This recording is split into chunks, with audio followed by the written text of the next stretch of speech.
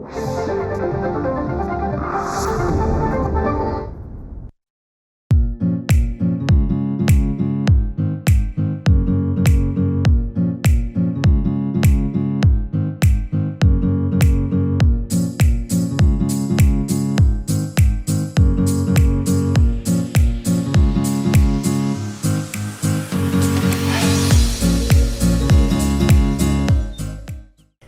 मंडळी, सह्याद्री वाहिनीच्या तिमिरातून तेजाकडे एक अविरत प्रवास या कार्यक्रमात मी मानसी आंबेडकर तुम्हा सर्वांचं मनपूर्वक स्वागत करते.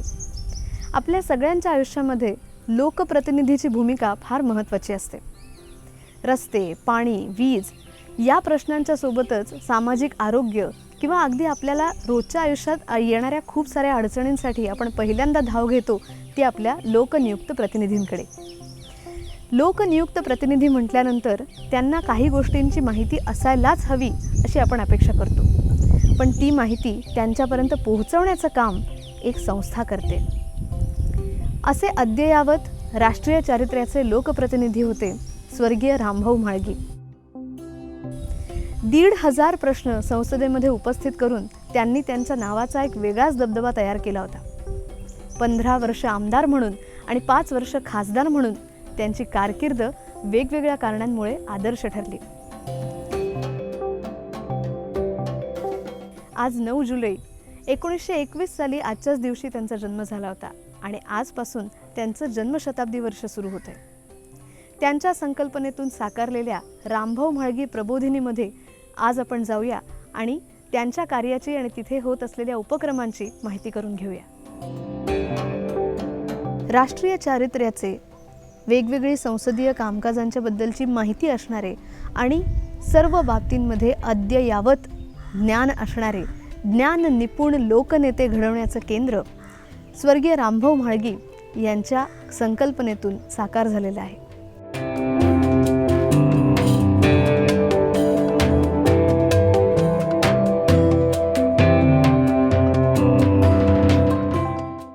आज 9 जुलै 1921 साली रामभाऊ म्हाळगींचा जन्म आजच्याच दिवशी झालेला होता आणि आज 9 जुलै हे त्यांचं जन्मशताब्दी वर्ष सुरू होत आहे. त्यानिमित्ताने आपण आलो आहोत मुंबईजवळच्या भाईंदर क्षेत्रातल्या केशवसृष्टीमध्ये स्थित असलेल्या रामभाऊ म्हाळगी प्रबोधिनीमध्ये.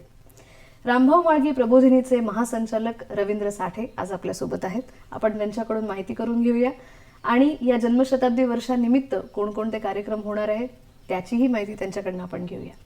नमस्कार. नमस्कार. रामभाऊ म्हाळगी यांना आदर्श लोकप्रतिनिधी असं म्हटलं जायचं, कारण खरोखर त्यांचा वक्तशीरपणा, त्यांची टापटीप आणि एकंदर संसदीय कामकाजात असलेलं त्यांचं स्थान हे अतिशय महत्त्वाचं होतं.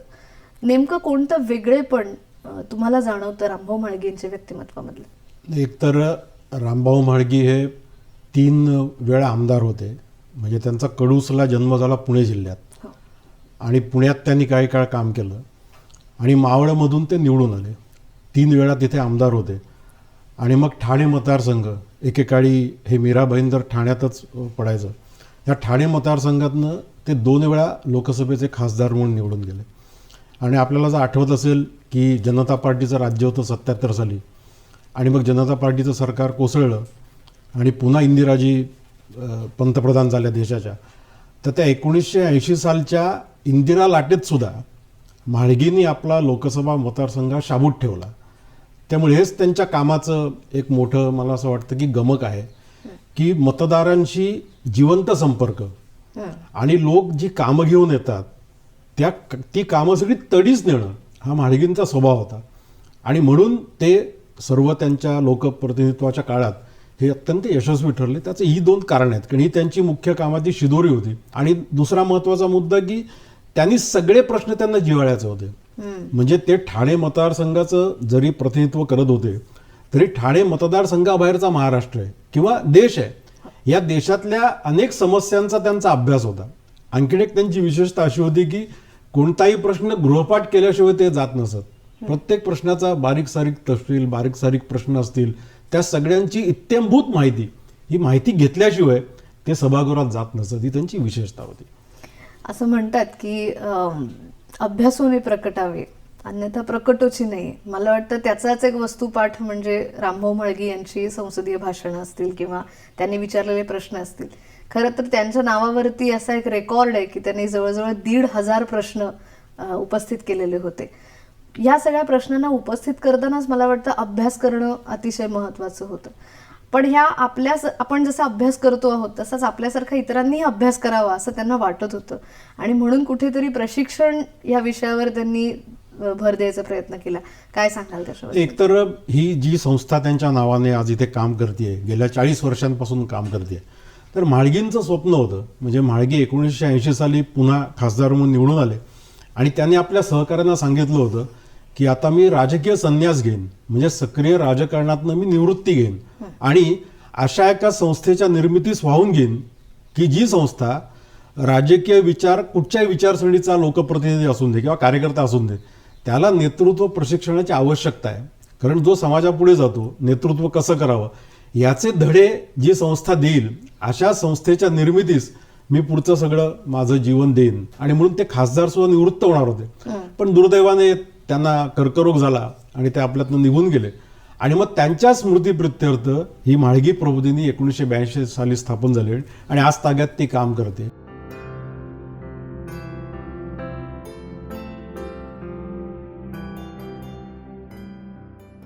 मंडळी, वेळ झाली एका छोट्याशा विश्रांतीची. विश्रांतीनंतर भेट देऊया रामभाऊ म्हाळगी प्रबोधिनीच्या आवारातल्या व्यासकुल या वैशिष्ट्यपूर्ण इमारतीला.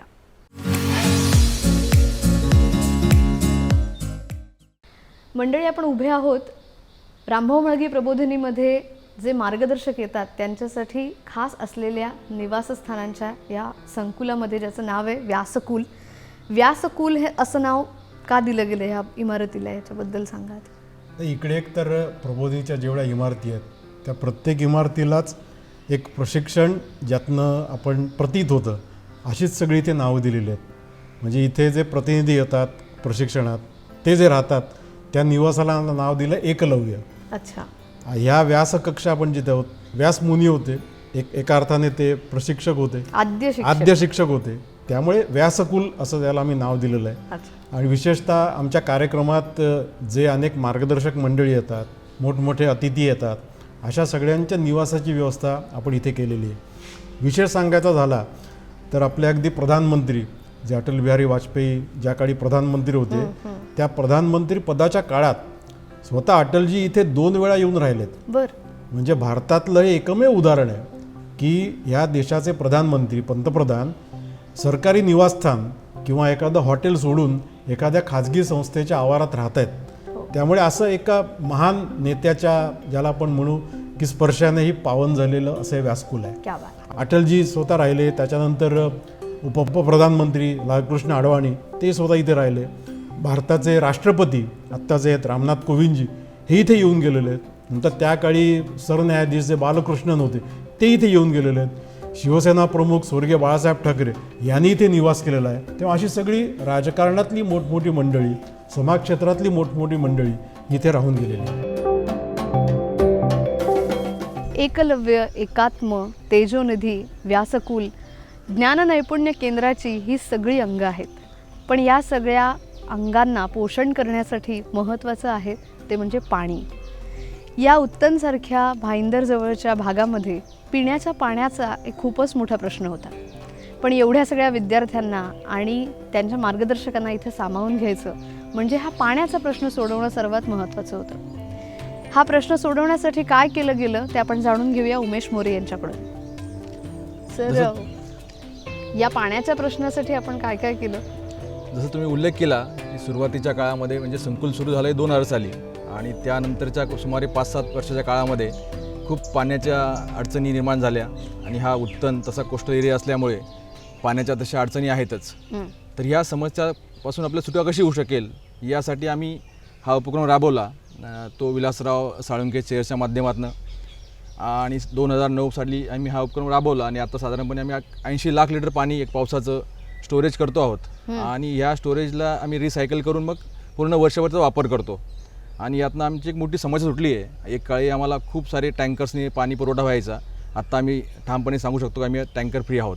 2 ठिकाणी शेततळ्यांची निर्मिती तुम्ही केलेली आहे आणि त्याचबरोबर इथे कचरा म्हणजे कचरा वर्गीकरणसुद्धा केलं जातं, किचन वेस्ट आणि ह्याचं, तर त्याच्याबद्दल पण आम्हाला सांगा. जसं मी म्हटलं की जसा कॅम्पस सुरू झाला एक एक गोष्टी आम्ही निर्माण करत गेलो आणि नैसर्गिक साधनसंपत्तीचा जास्तीत जास्त उपयोग करावा आणि एक आदर्श असं एक उदाहरण सगळ्यासमोर ठेवावं या उद्देशातनं मग आम्ही सोलरचाही इथं खूप उपयोग केला आहे. पाण्याचा रिसायकलिंग आपण करतोच आहोत. तसंच एक गार्डनचं आणि किचनचं वेस्ट याचं काय करावं अशी एक समस्या होती. तर ती समस्याही आम्ही एक कंपोस्टिंग प्लांट तयार करून त्याचं आम्ही खत निर्मिती करतो आणि पूर्ण गार्डनमध्ये त्याचा वापर करतो. त्याचबरोबर कचरा आम्ही वर्गीकरणसुद्धा करतो. इथे केशवसृष्टी म्हणून जो बाजूला जो प्रकल्प चालतो तिथे त्याचं प्लॅस्टिकपासून वेगवेगळे गोष्टी तयार केल्या जातात. तर आम्ही प्लॅस्टिकचं जे आहे सगळं कलेक्शन करून ते त्यांच्याकडे सुपूर्द करतो. अच्छा, किती कचरा साधारण तयार होतो महिन्यात? तसं आम्हाला 1 टन असं एक खत लागतं महिन्याभरात आणि 1 टन तसं निर्मिती इथे होते. कुठल्या प्रकारचं प्रशिक्षण लोकप्रतिनिधींना इथे दिलं जातं? लोकप्रतिनिधींना एकतर लोकप्रतिनिधी जेव्हा निवडून येतात त्या निवडून आल्यावर त्यांना अनेकदा माहीत नसतं की आपल्याला नेमकं काय काम करावं आणि त्याच्यातच त्यांची 2-3 वर्ष निघून जातात. जसं एखादा ग्रामपंचायत सदस्य निवडून येतो तेव्हा सदस्य म्हणून निवडून आल्यानंतर मी ग्रामपंचायतीत नेमकं काय काम करावं, म्हणजे माझी नेमकी भूमिका काय आणि माझी जबाबदारी काय हे त्याला माहीतच नसतं. त्यामुळे ती प्रथम त्याच्या भूमिका, त्याची जबाबदारी, त्याची कर्तव्य ही काय आहेत लोकप्रतिनिधी म्हणून ही प्रथम त्याला समजून देणं. आणि दुसरं जो म्हाडगींचा ज्याला आपण विशेष म्हणू की सभागृहातली त्यांची कामगिरी, म्हणजे सभागृहात आपण कसं बोललं पाहिजे, कसे प्रश्न विचारले पाहिजेत, सभागृहाचं कामकाज कसं चालतं याची सदस्यांना अनेक वेळा माहिती नसते. त्यामुळे ते शिकवणं. आणि तिसरा त्याचा पैलू आहे की ज्याला नेतृत्व करायचं आहे नेतृत्वासाठी आपल्या क्षमता वाढवायला पाहिजेत. मग समय नियोजन कसं करावं, वेळेचं व्यवस्थापन कसं करावं, मग आपली दैनंदिनी कशी लिहावी, आपल्या सहकाऱ्यांकडनं काम कसं करून घ्यावं, आपण आपलं जे कार्यक्षेत्र आहे ते कार्यक्षेत्र कसं विकसित करावं, असेही सगळे धडे, असेही सगळे सत्र अशा आमच्या प्रशिक्षणात आम्ही घेत असतो. कुठेतरी मला वाटतं आपल्यामधल्या त्रुटी सुद्धा स्वीकारायला शिकणं हा सुद्धा लोकप्रतिनिधींचा एक महत्वाचा भाग आहे आणि तो सुद्धा ह्या प्रशिक्षणातला एक भाग होऊ शकतो. कारण एकमेकांना ते क्रिटिसाइज करू शकतात किंवा आपल्यावर झालेली टीका आपण ती कशी घ्यावी हे सुद्धा शिकणं एक महत्वाचा भाग असतो. रामभाऊ म्हाळगी प्रबोधिनी गेली 40 वर्ष कार्यरत आहे ती केशवसृष्टीमध्ये. तर ही केशवसृष्टी नक्की काय आहे त्याच्याबद्दलही थोडंसं सांगा. आता ही केशवसृष्टी हा जवळजवळ 200 एकरचा परिसर आहे. याची मूळ जे मालक होते या जमिनीचे हे डॉक्टर शरदचंद्र राजेंकर म्हणून जे विलेपार्ल्याला होते आणि त्यांनी 1975 इकडच्याच मुंबईतल्या काही संघाच्या कार्यकर्त्यांना सांगितलं की माझी अशाची जमीन आहे, फक्त जमीन ती मी कसत नाही, म्हणजे त्या जमिनीवर काही लोकांनी अतिक्रमण केलेलं आहे कारण मी तिकडे जात नाही, सगळ्या 7-12 उतारावर सगळं माझ्या नावावर आहे, तरी सगळी जमीन तुम्हाला तुमच्या प्रकल्पांसाठी मी देऊ इच्छितो, मला एकही पैसा नको. आणि त्यांनी ती अक्षरशः जवळजवळ 200 एकर जमीन ही देणगी स्वरूपात दिली. आणि आज आपण इथे बघतोय की इथे वेगवेगळ्या संस्था काम करतात. जसं रामभाऊ म्हाळगी प्रबोधिनी 15 एकरवर इथे संस्था उभी आहे. तसंच आणखी इथे गोशाळा आहे, इथे वरती एक शाळा चालते ज्याला CBSEचं पाठ्यक्रम आहे, नंतर एक वनौषधी प्रकल्प आहे, एक शेतीविषयक काम चालतं. असे वेगवेगळे 7 प्रकल्प या सगळ्या केशवसृष्टीत आज कार्यरत आहेत. येत्या रामभाऊ म्हाळगींच्या जन्मशताब्दी निमित्त या येत्या वर्षामध्ये अनेक स्तरावरच्या लोकांचे निरनिराळे कार्यक्रम घ्यायचा आमचा विचार आहे. या वर्षामध्ये आम्ही या सर्व क्षेत्रातील लोकांना इन्क्लुडिंग NGOज, राजकारणी लोकांना तर सांगणारच आहोत, पण या सर्व प्रकार NGOज, सहकार क्षेत्रातल्या बँका, शिक्षण क्षेत्रामध्ये या इंडियन एथॉस ऑफ मॅनेजमेंटवर आधारित काही कोर्सेस आम्ही रन करणार आहोत त्यांच्यासाठी. आणि त्याचा त्यांना जो काय बदल आता नवीन नवीन मॅनेजमेंटमध्ये होतो आहे त्याचा त्यांना फायदा करून देण्याचा आमचा विचार आहे.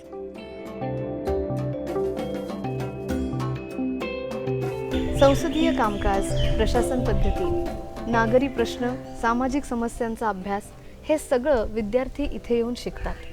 मंडळी, एखाद्या मुलाने किंवा मुलीने असं म्हटलं की मला राजकारणात करिअर करायचंय, तर त्याचा अभ्यासक्रम मात्र इथे निवासी प्रकारचा रामभाऊ म्हाळगी प्रबोधिनीमध्ये शिकवला जातो.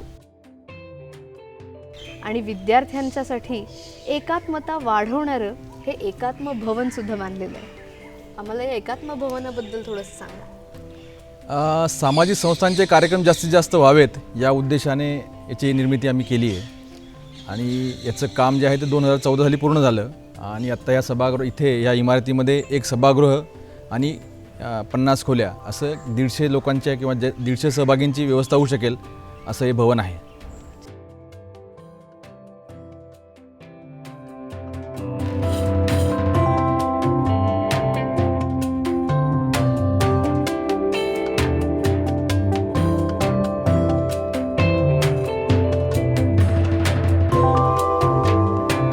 नेते घडवणारा नेता असं रामभाऊ म्हाळगींना म्हटलं जायचं. रामभाऊ म्हाळगींनी सुरू केलेल्या या विशेष प्रबोधिनीमध्ये सगळे नवीन उदयोन्मुख लोकप्रतिनिधी आणि नेते इथेच राहून त्यांचा अभ्यास करतात. या एकलव्य भवनाची हीच खासियत आहे. मोरे सर, या एकलव्य भवनाच्या बद्दल आम्हाला थोडंसं सांगा. कधी बांधलं गेलं होतं ते आणि किती जण इथे राहू शकतात? एकलव्य भवनाची निर्मिती ही 2000 साली झाली आणि विशेष असा उल्लेख तुम्ही जो केला तसा की इथे प्रश्नार्थीचा निवास असतो आणि त्याला नाव पण एकलव्य दिलं आहे. पण एक विशेष असा उल्लेख करावा ती बाब म्हणजे इथे बरेचसे मंत्री वरिष्ठ मंडळीसुद्धा प्रश्नार्थी म्हणून निवास करते आणि एक विशेष उल्लेखनीय आणि सगळ्यांना माहिती द्यावी अशी एक गोष्ट आहे.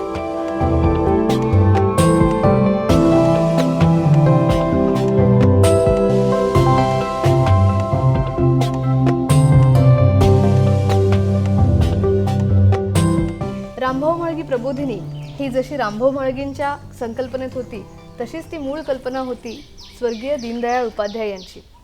दीनदयाळ उपाध्याय यांच्याही स्मृती जपण्याचा प्रयत्न प्रबोधिनी करते. कसा तो आपण जाणून घेऊया. भारत सरकारच्या सांस्कृतिक मंत्रालयाच्या सहयोगाने आपण या संग्रहालयाचं निर्माण करतो आहोत. तसं तुम्ही म्हणालात की ही मूळ संकल्पना जी आहे दीनदयालजींची आहे.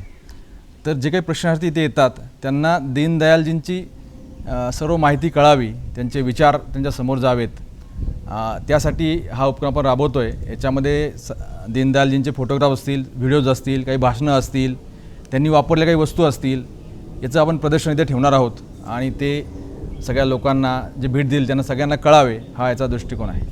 स्वर्गीय दीनदयाळ उपाध्याय यांच्यासारख्या अभ्यासू आणि अतिशय पोटतिडकीने काम करणाऱ्या लोकप्रतिनिधीच्या संपूर्ण आयुष्यावर बेतलेलं एक वस्तू संग्रहालय इथे तयार होतं आहे. प्रबोधिनीमधलं सर्वात हॅपनिंग असं हे ठिकाण म्हणता येईल. आपण आहोत डॉक्टर बाबासाहेब आंबेडकर ग्रंथालयामध्ये. वेगवेगळ्या प्रकारची माहिती देणारी, चित्रमय माहिती देणारी सुद्धा पुस्तकं इथे आहेत. त्यांच्याबद्दल आपण अधिक जाणून घेऊया साठे सरांकडून. कुठल्या कुठल्या प्रकारची पुस्तकं इथे आहेत आणि कुठल्या विषयांवरची आहेत? एकतर हे ग्रंथालय 1992 साली सुरू झालं. मुंबईला वडाळा येथील कार्यालयात, जे आमचं मूळ कार्यालय आहे त्या कार्यालयात ज्येष्ठ दलित साहित्यिक शरणकुमार लिंबाळे यांच्या उपस्थितीत त्या ग्रंथालयाचं उद्घाटन झालं. आणि जेव्हा इथे आम्ही उत्तनला सगळं प्रबोधिनीचं कार्यालय आणलं तेव्हा साहजिक ग्रंथालय इकडे आलं. आणि या ग्रंथालयात आत्ता मला सांगायला आनंद होतो आहे की 25,000 पुस्तकं आत्ता आमच्या ग्रंथालयात आहेत.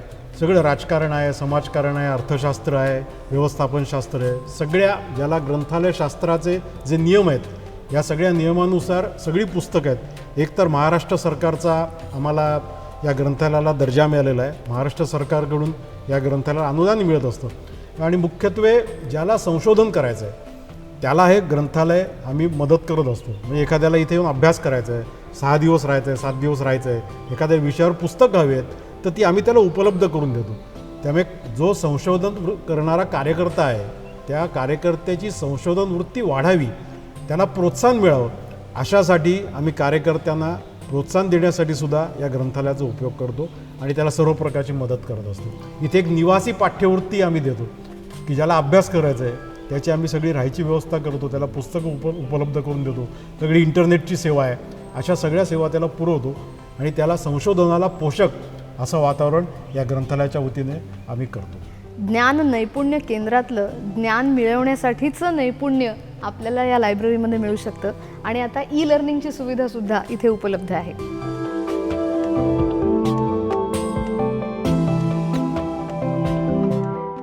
मंडळी, वेळ झाली एका छोट्याशा विश्रांतीची.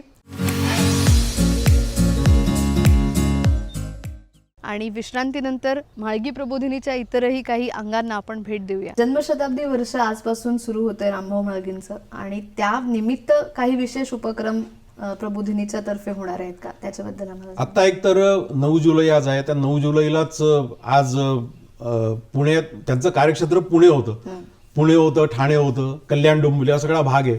अशा भागात रामभाऊ म्हाळगींबरोबर ज्यांनी काम केलंय आणि ज्यात हयात आहेत अशा सगळ्यांना आम्ही एकत्र करणार आहोत 3-4 ठिकाणी. त्यांनाही बरं वाटेल. म्हाळगींबरोबर ज्यांनी काम केलंय त्यांच्याबरोबर अनौपचारिक गप्पा, त्यांचा सत्कार आणि त्यांच्या रामभाऊ म्हाळगींबद्दलच्या आठवणी असा एक कार्यक्रम, एक 2-3 कार्यक्रम आम्ही करणार आहोत. नंतर एक आम्ही भाषण ठेवलंय, आजच संध्याकाळी आपण ते भाषण करणार आहोत की रामभाऊ म्हाळगींबरोबर राम नाईक जे उत्तर प्रदेशचे राज्यपाल होते, आपले केंद्रीय मंत्री होते पूर्वी, त्यांनी काम केलेलं आहे, त्यांचं आम्ही भाषण ठेवलेलं आहे या निमित्ताने. नंतर आदर्श लोकप्रतिनिधी जसे रामभाऊ म्हाळगी होते तसं आदर्श लोकप्रतिनिधित्वाची कल्पना आणि आजची लोकशाही अशा विषयावर आम्ही एक मोठा परिसंवाद करणार आहोत. आणि लोकप्रतिनिधींची अधिकाधिक गुणवत्ता कशी वाढावी याच्यासाठी अनेक काही कार्यक्रम पुढच्या काळात आम्ही रचलेले आहेत. कालांतराने त्याची आम्ही घोषणा करणारच आहोत. तर अशा प्रकारे एक म्हाळगींबद्दलचं एक ज्याला आपण म्हणू की स्मरण आणि आजच्या लोकप्रतिनिधींनी त्यांच्यापासून काय घ्यायला पाहिजे ह्याचं एक जागरण त्या निमित्ताने करण्याची आमची कल्पना आहे. साधारण किती लोकांना सामावून घेतलं जाईल या कार्यक्रमांमध्ये, अशी म्हणजे किती जणांचा प्रतिसाद त्याला येईल अशी? नाही, आत्ता आम्ही घोषित करू, आत्ता सांगता येत नाही, पण त्याचं खूप मोठ्या प्रमाणात स्वागत होईल. आणि जशी हा कोरोनाचा सगळा काळ आहे, जशी परिस्थिती सुधारेल तसं प्रत्यक्ष प्रशिक्षण आपण इथे घेऊ. हे संकुल त्याच्यासाठीच बांधलेलं आहे. इथे निवासाची व्यवस्था आहे, सगळी राहण्याची व्यवस्था आहे, प्रशिक्षणाची व्यवस्था आहे. त्यामुळे इथे ग्रंथालय आहे. तेव्हा लोकप्रतिनिधीला पोषक असं सगळं वातावरण इथे आहे शिकण्याचं. तेव्हा जेव्हा केव्हा हे सगळं खुलं होईल तेव्हा प्रत्यक्ष इथे प्रशिक्षण होईल. ऑनलाईन सुद्धा हे प्रशिक्षण आतापर्यंत आपण देत होतो, म्हणजे ते ऑनलाईन पण घेत आता होतो? ऑनलाईन प्रशिक्षण चालू आहेच आभासी पद्धतीने. अच्छा. एक तुम्हाला आणखीन विशेष सांगतो की लोकप्रतिनिधी जसा महत्वाचा आहे तसा लोकप्रतिनिधीचा जो स्वीय सहाय्यक आहे हाही अत्यंत महत्वाचा असतो. हो. कारण बऱ्याचदा स्वीय सहाय्यक हा लोकप्रतिनिधीचा एक आरसा असतो. त्याची वागणूक, त्याचा व्यवहार जर चांगला असेल त्याच्यावर त्याच्या लोकप्रतिनिधीची प्रतिमा निर्माण होत असते. त्यामुळे स्वीय सहाय्यक आहेत जे लोकप्रतिनिधींचे, त्यांचंही प्रशिक्षण आम्ही इथे घडवून आणतो. अच्छा. आणि हा म्हाळगींचं कार्यालय हे सर्वात मोठं त्यांचा एक प्राण होता किंवा सगळ्या त्यांच्या कार्याचा एक मुख्य आधार होता. आणि म्हाळगींबरोबर ज्यांनी स्वीय सहाय्यक म्हणून काम केलं, म्हणजे म्हाळगींचं कार्यालय एक उत्तम कार्यालय. म्हणजे म्हाळगींच्या कार्यालयात म्हणजे विरोधक सुद्धा म्हाळगींच्या कार्यालयात जाऊन माहिती घेत, म्हाळगींचं कार्यालयामध्ये तिथं माहिती मिळणारच असा एक त्यांना विश्वास असा. तेव्हा आपलं कार्यालय सुद्धा कसं चांगलं असलं पाहिजे, सुसज्ज असलं पाहिजे, कसं नीटनेटकं असलं पाहिजे, ज्याला आपण इंग्रजीत डॉक्युमेंटेशन म्हणतो, प्रलेखन. म्हणजे प्रत्येक पत्र आलेला प्रत्येक पत्रव्यवहार याचं त्यांनी डॉक्युमेंटेशन केलेलं असायचं. आजही ती कागदपत्र उपलब्ध आहेत. मगाशी तुम्ही एकदा म्हणालात की म्हाळगींचा व्यवस्थितपणा, म्हाळगींची दिनचर्या, त्यांची दैनंदिनी, म्हणजे आजही त्यांची दैनंदिनी त्यांनी सगळी टिपणं काढलेली आहेत. कोणाकोणाला भेटलो आपण त्याची नावं आहेत, कोणते प्रश्न विचारायचे त्याचा उल्लेख आहे. म्हणजे एखाद्या PhD ज्याला करायची एवढा मोठा संग्रह म्हाळगींचा आहे. आज एक खजिनाच आहे तो. लोकप्रतिनिधी म्हणून ज्याला चांगलं काम करायचंय त्यांनी त्यांच्या दैनंदिनी वाचल्या तरी त्याला खूप मोठं काही मिळेल असं मला वाटतं. थोडक्यात रामभाऊ म्हाळगी यांचा आमदार म्हणून 15 वर्ष आणि खासदार म्हणून 5 वर्ष अशी जी संपूर्ण कारकीर्द होती त्याच्यामध्ये त्यांनी जे जे पत्रव्यवहार केले किंवा त्यांनी जी जी सगळी भाषणं केली, त्यांनी जे प्रश्न उपस्थित केले ते सगळे लिहून ठेवलेले असल्यामुळे हा दस्तावेज पुढच्या सगळ्या लोकप्रतिनिधींना सुद्धा उपयोगी पडला. एकच सगळ्यांसाठी एक त्यांनी जो आदर्श उभा केला, म्हणजे सगळ्या भारतीय राजकारणात एक वेगळा प्रयोग त्यांनी केला. तो म्हणजे त्यांचं म्हणणं असं होतं की लोकप्रतिनिधी हा लोकांना उत्तरदायी असतो. कारण लोक आपल्याला निवडून देतात, त्यामुळे मी माझ्या मतदारसंघात काय नेमकं काम केलं ह्याचा मी अहवाल लोकांना दिला पाहिजे. मी काय काम केलं, कारण मी उत्तरदायी आहे त्यांना. आणि हा त्यांनी पायंडा पाडला की आपल्या कामाचा कार्य अहवाल त्यांनी मतदारसंघात द्यायला सुरुवात केली. आज अनेक जण करतात, पण त्याचं मूळ जे आहे ते म्हाळगी आहे की म्हाळगीने हा पायंडा पाडला. ही एक मला वाटतं की भारतीय राजकारणाला एक वेगळी देणगी आहे असं मला वाटतं.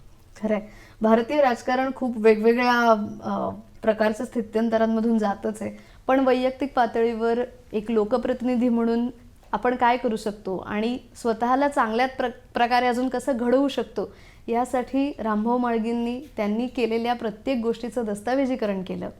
त्यांनी विचारलेल्या सर्व प्रश्न, त्यांची दैनंदिनी हे सर्व त्यांनी लिहून ठेवलं आणि हा वस्तुपाठ येणाऱ्या सगळ्या पिढ्यांसाठी अभ्यास म्हणून किंवा सिलेबस म्हणून तयार होऊ शकतो असा तयार केला.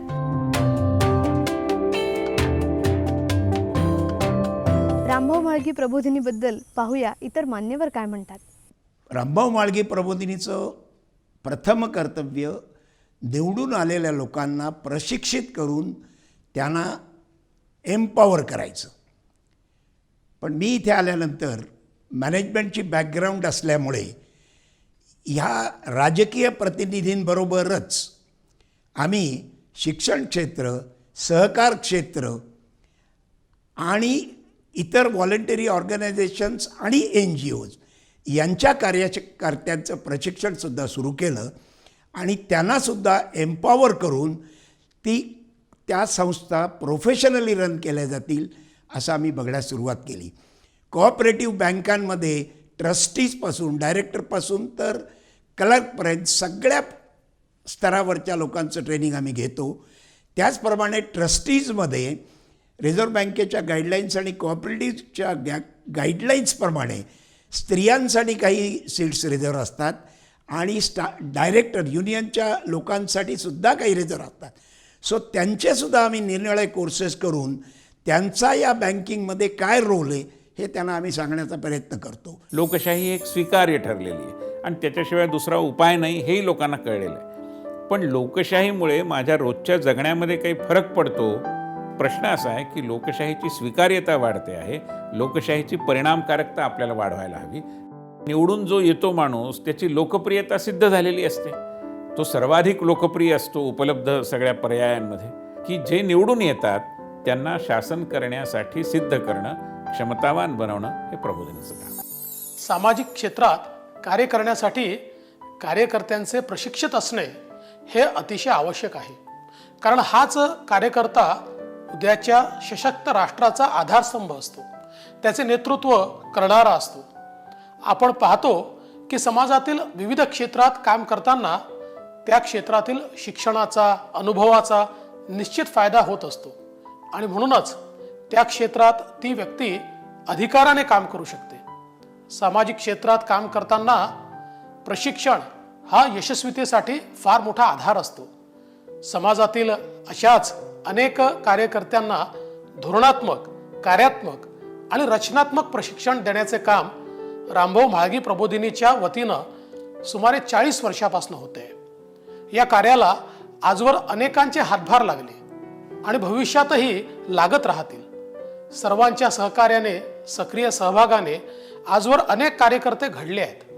लोकशाहीला, मानव सेवेला सहाय्यभूत ठरणाऱ्या या कार्यात आपले सुद्धा सहकार्य भविष्यात अपेक्षित आहे. स्वर्गीय रामभाऊ म्हाळगी यांच्या जन्मशताब्दी निमित्त पुढच्या वर्षभर असे अनेक उपक्रम राबवले जाणार आहेत. या सर्व उपक्रमांना आपण शुभेच्छा देऊया आणि पुन्हा भेटूया. तोपर्यंत पाहत रहा सह्याद्रीचे कार्यक्रम. नमस्कार.